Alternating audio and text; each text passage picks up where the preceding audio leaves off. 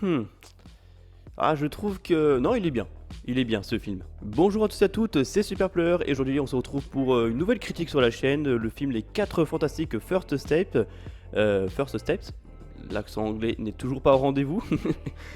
Film du coup réalisé par Matt Jackman, qui reprend du coup cette licence des 4 Fantastiques, qui avait eu droit à une bouse en 2015 et les deux originaux de 2007, si je ne dis pas de bêtises. Et franchement, ça reste dans la continuité du coup de la nouvelle ligne que Marvel veut imposer.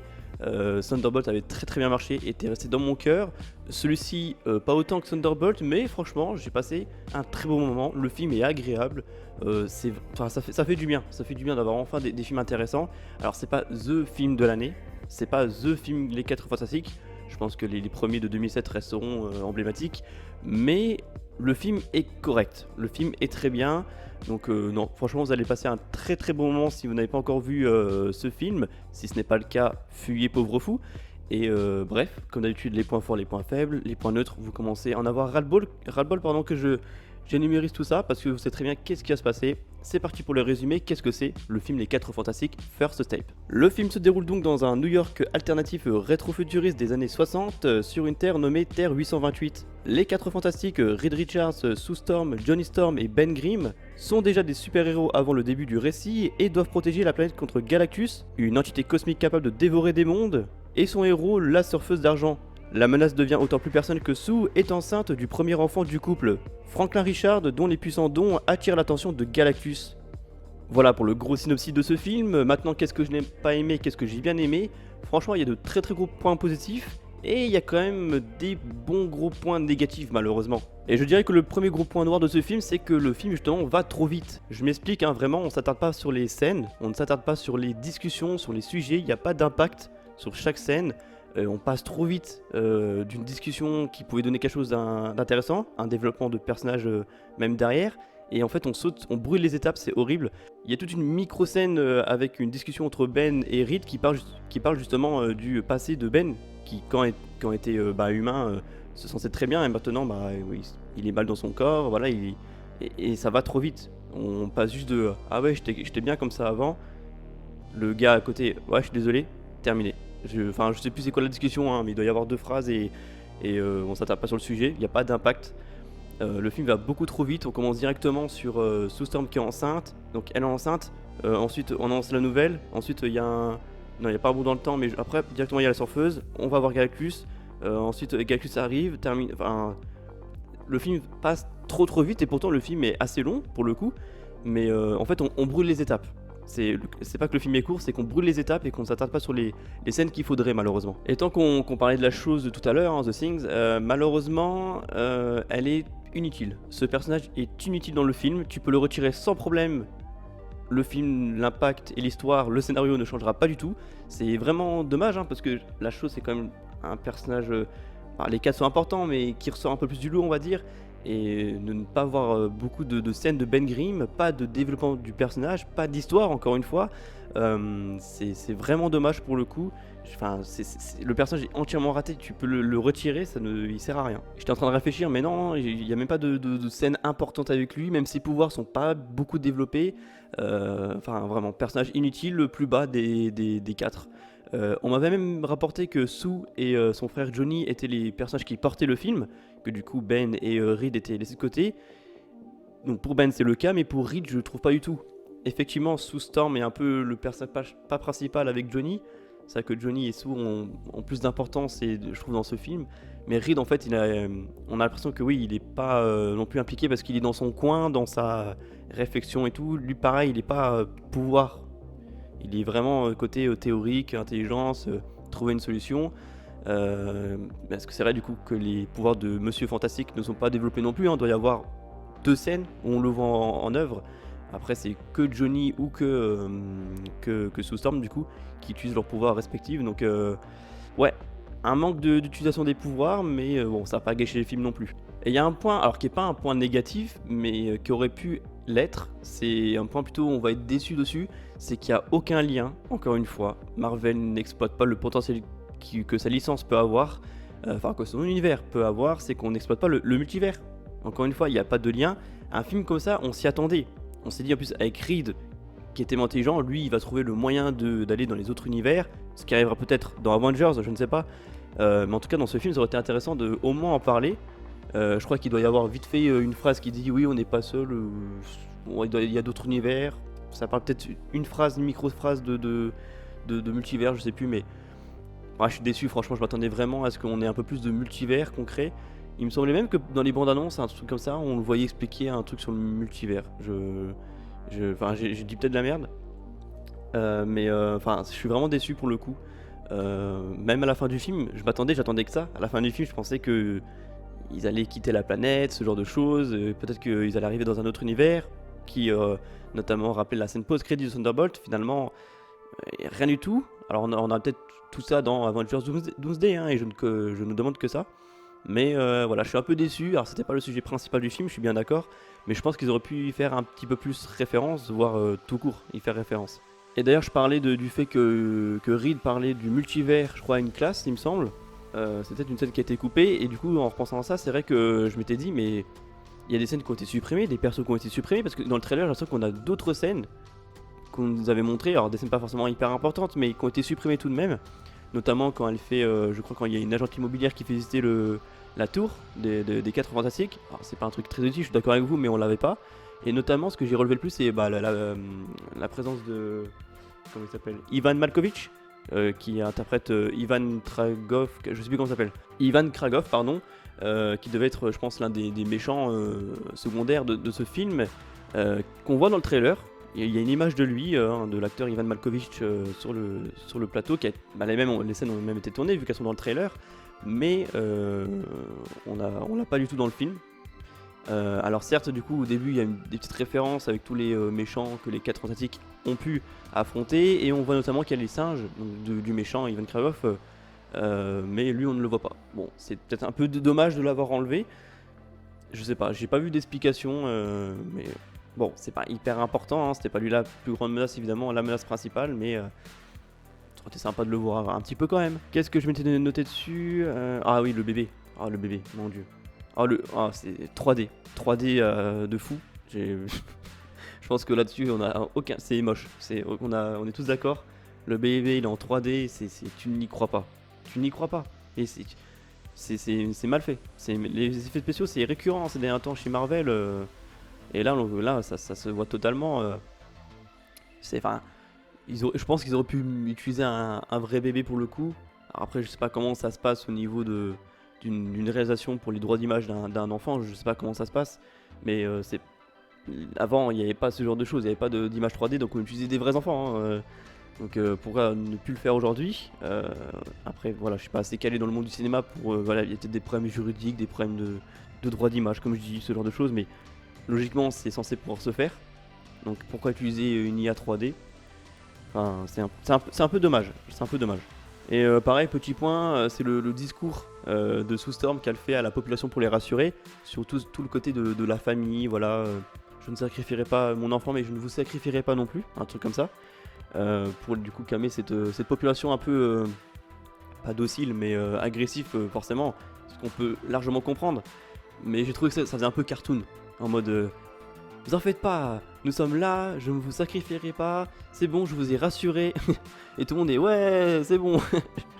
Galactus arrive toujours pour nous dévorer, mais elle a fait un discours, nous sommes tous calmes. Bon, c'est un peu facile, un peu facile. Ça aurait été sympa d'avoir une population peut-être un peu plus agressif.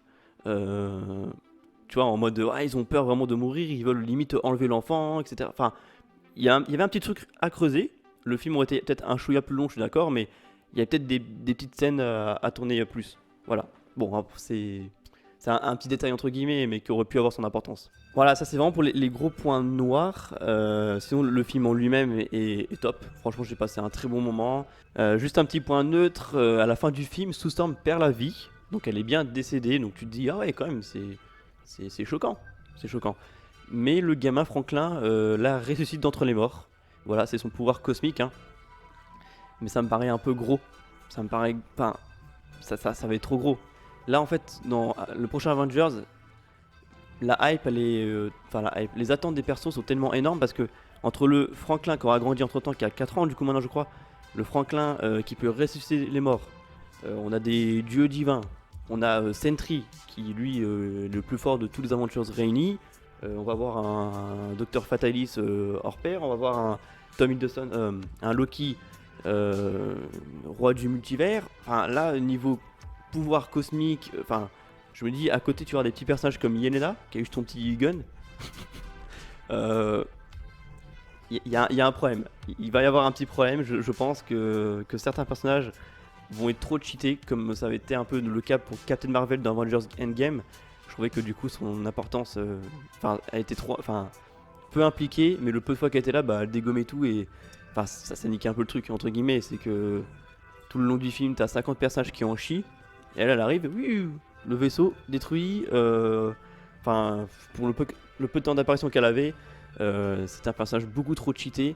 Et ils ont recommencé malheureusement avec beaucoup de personnages dans cette nouvelle saga. Et du coup, ça risque de faire un peu beaucoup pour ce prochain Avengers Doomsday. Bon, il est grand temps d'aborder avec le sourire maintenant ce que j'ai vraiment retenu et apprécié de ce film. Forcément, moi, ce qui m'a excité tout le long du film, hein, c'est Galactus. Oh là là. Mais vous imaginez même pas, c'est mon personnage préféré de tous les comics Marvel. Je suis tellement heureux de enfin le voir sur un grand écran, de enfin voir qu'est-ce que ça donne. J'imagine, de le voir en grandeur nature. J'imaginais pas comment est-ce qu'ils allaient le caser, vu que c'est une entité cosmique énorme. Bon là ils l'ont réduit, mais parce qu'il peut plus ou moins réduire sa taille en fonction de ses besoins. Et franchement ça passait très très bien. Le personnage ça passe vraiment bien. Le côté il arrive sur la Terre dans l'eau, ensuite sur New York, etc. dans son vaisseau. Il est beau en plus. Il est vraiment bien fait pour le coup. Les effets spéciaux sont vraiment bien faits. Il est fidèle aux comics. Enfin vraiment un pur bonheur. Ça fait tellement longtemps que j'attendais ça. Ça faisait je sais même pas combien de temps que j'attends Galactus. Honnêtement je pensais même pas que ça serait pour maintenant. Je pensais que ça serait pour une prochaine saga. Une saga un peu plus concentrée sur les Célestes.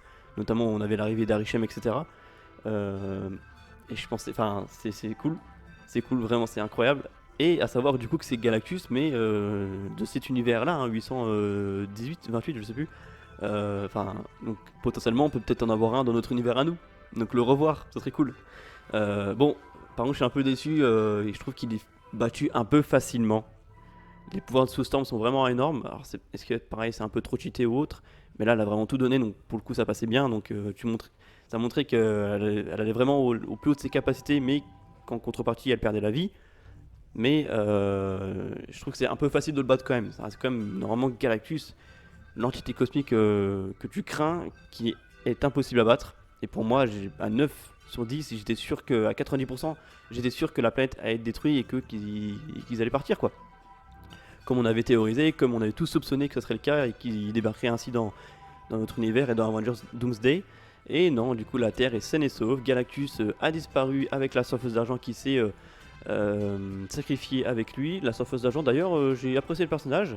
Elle qui est jouée par Julia Garner. Voilà, excusez-moi, j'ai pas tous les noms des acteurs en tête, mais j'ai apprécié le personnage pour le coup. Shala Abba, elle s'appelle. Le personnage, hein. Et non, donc franchement Galactus un peu déçu de la manière dont il a disparu, en espérant que peut-être qu'il reviendra. Ça aurait été sympa d'avoir une seconde scène post-crédit au lieu du truc du dessin animé là. Ça aurait été sympa d'avoir un Galactus vraiment qui arrive en seconde post-crédit en mode il va revenir, tu vois. Après du coup ça fait revenir le personnage ça fait toujours revenir, faut peut-être passer à un autre méchant pour le prochain film, je suis d'accord. Mais on verra déjà quand ça va se goupiller avec Avengers Doomsday et Secret Wars du coup. Mais du coup, ouais, Galactus, il est fou. Et du coup, ouais, je suis un peu déçu de sa fin, mais je suis aussi un peu déçu du développement inexistant du personnage. Je crois qu'il fait juste une petite référence quand il se rencontre pour la première fois. Il leur dit que, ouais, bah avant j'étais comme vous, j'étais un petit bonhomme normal, un humain. Que, bah, je crois que c'est tout. Je crois qu'il s'arrête là. Je crois qu'il s'arrête là et qu'on n'a pas plus de contexte. Et moi l'histoire je la connais par cœur, hein, de Galactus, hein, Galan, hein. Et c'est dommage du coup parce que je pense qu'ils auraient pu vite fait en parler, tu vois, ça prenait 2 minutes à en parler de son histoire, ça aurait été sympa quand même. Peut-être que ça sera pour une prochaine fois, je sais pas, mais ça aurait été cool. Donc vite fait pour vous faire une piqûre de rappel, hein, c'est qui Galactus à la base? Galactus, hein, de son nom Galan, était juste un habitant de la planète Ta, si je ne dis pas de bêtises, ouais c'est ça, Ta. Et alors ça se passait du coup dans l'univers antérieur du nôtre, donc bien avant le Big Bang, et justement Le Big Bang arrivant, il a voulu dans un élan de désespoir sauver son univers, sauf qu'il a fusionné avec l'univers même, le Big Bang même, et est devenu Galactus. Et du coup maintenant pour pouvoir se nourrir, se rester en vie, il faut qu'il se nourrisse principalement, voire uniquement de planètes, de formes de vie, de planètes. Donc c'est pas du tout en mode vas-y je suis le méchant, je veux manger les planètes, conquérir, non, c'est vraiment dans le but de rester en vie.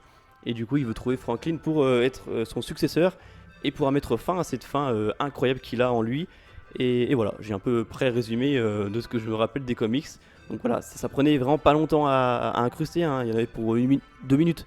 C'est un peu dommage, ils auraient pu voilà, aller au bout les gars.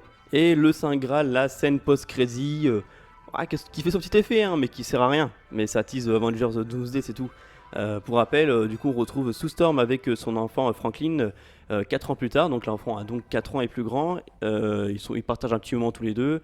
Elle s'éloigne et quand elle revient, Franklin touche le visage, enfin en tout cas est avec un homme qu'on remarque sans problème avec son masque en ferraille, sa petite cape verte.